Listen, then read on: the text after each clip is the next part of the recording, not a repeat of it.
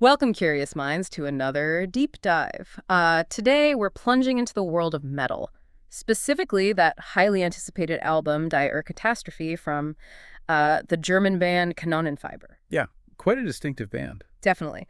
Okay, let's unpack this a bit. So this deep dive is, based on quite a few sources looking into this musical work, its themes, the sound, its impact, all that stuff. Right. And our mission here really is to see how an artist uses a genre, like extreme metal in this case, not just to, well, entertain, but to really dig deep into history, get across some pretty profound messages. Yeah, messages that kind of push beyond the usual metal boundaries, wouldn't you say? Exactly. It really transcends the genre in many ways. So Kanonenfieber, their popularity has really blown up recently. They're known for, I guess you could call it, more accessible black metal sound.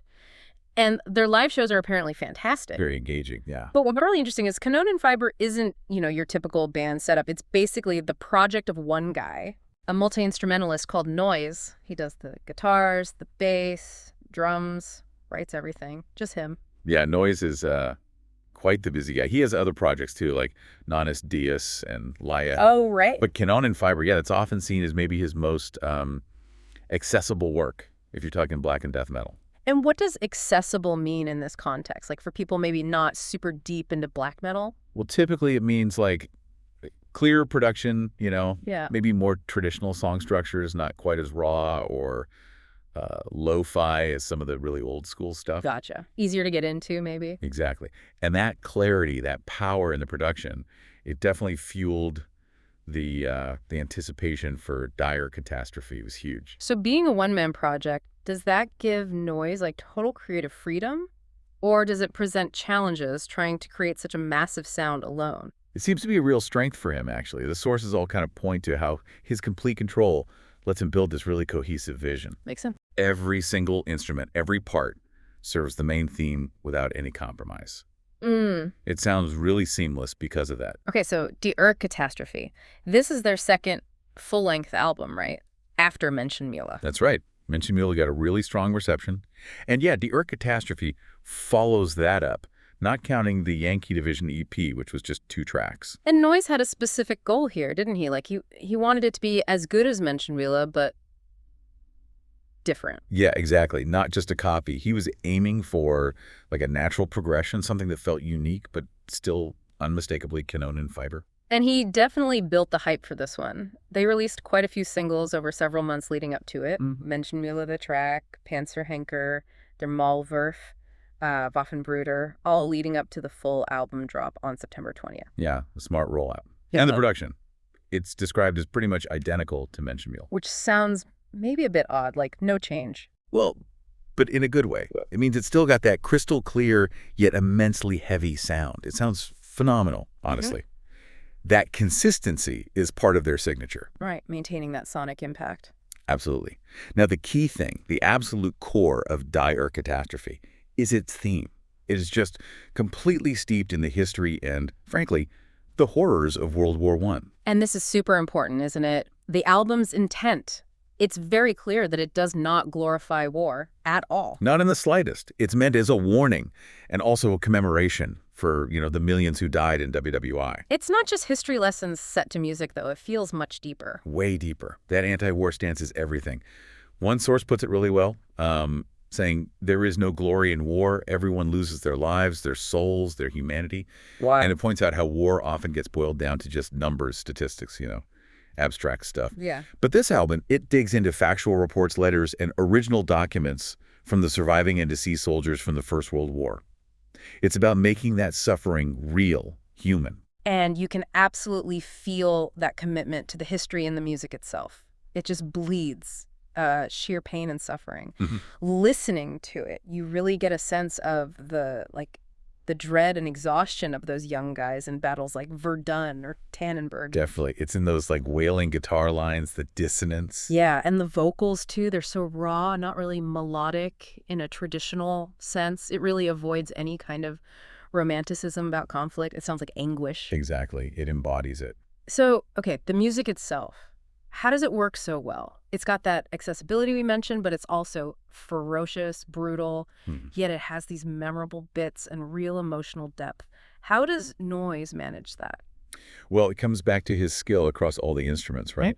The sources talk about incredible songwriting, his mastery of guitars, bass, and drums. Okay. The guitar work is often called amazing, creating that sense of dread or sometimes like a relentless forward motion. And the drums, they really amplify the greatness. They often create this distinct marching feel, like endless grinding conflict, and just this uncompromising intensity. The bass drums on Menschenmühle, the track, are a great example, just pounding. Right, and the bass guitar. Yeah, the bass is very audible, which isn't always the case in metal, but it does not take too much attention. It adds weight, especially in the parts where it's more isolated. Really effective. And the vocals. You said they were raw. Yeah, they're described as great for conveying that raw emotion, but maybe not particularly unique within the confines of extreme metal.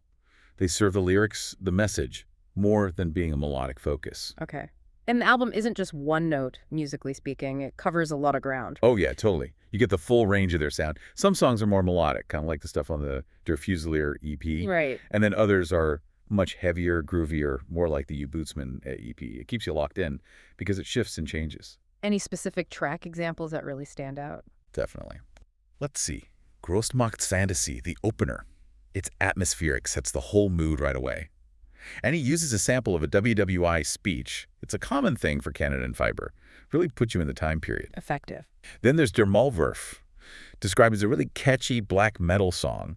The chorus is apparently hard not to sing along to, even if you don't speak German. Like a Rammstein thing. Kind of, yeah. Or maybe like those old minor songs, those communal, powerful melodies about shared hardship, that kind of vibe. Simple, strong. Interesting comparison. What else? Panzerhanker. This one has these huge and loud chugs that sound like cannon fire. Chugs. Yeah, like heavy, palm-muted guitar riffs. Thump, thump, thump. Like tank fire. Fits the title perfectly because it means tank slayer. Oh, okay. Then you got Ausblutung Schlacht. It's slower, more atmospheric, but it has these incredible, sad guitar melodies. Some symphonic touches, too. It's about the longest and costliest battle, apparently. And it ends with just soft piano. Wow, sounds powerful. It really is. The music itself, with those sad, sweeping parts, feels heavy with history, like drawn-out agony. Yeah. David Zulemberg, its main melody is described as both epic and conveys pure sadness. Captures that feeling of a heroic battle that cost way too much. That duality again. Exactly.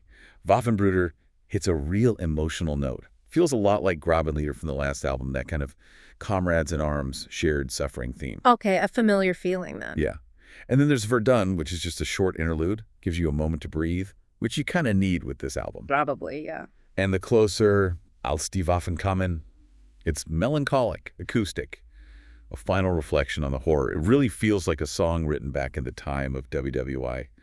Very somber, like Verscharrt und Ungeruht from before. It's amazing, really, how much feeling comes through just the music, that mournful beauty. Even without understanding the German lyrics, you just get it. You really do. The sound tells a story. And it's not just the sound, right? The album art is pretty striking, too. Oh, yeah. The cover art is incredible.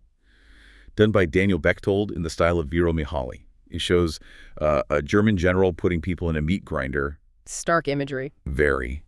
And the source material interprets that symbolism pretty directly, saying it represents fundamentally what war is, using normal people to advance whatever goals and ambitions of the few in power. Right. And specifically for WWI, the source links it to the unquenchable thirst of capital owners for never-ending increasing profit. It even mentions a specific Russian theorist who wrote about this. Okay, so a clear political interpretation from the source there. Yes, very clear. But it's important to stress, this is the source's interpretation of the artwork's message.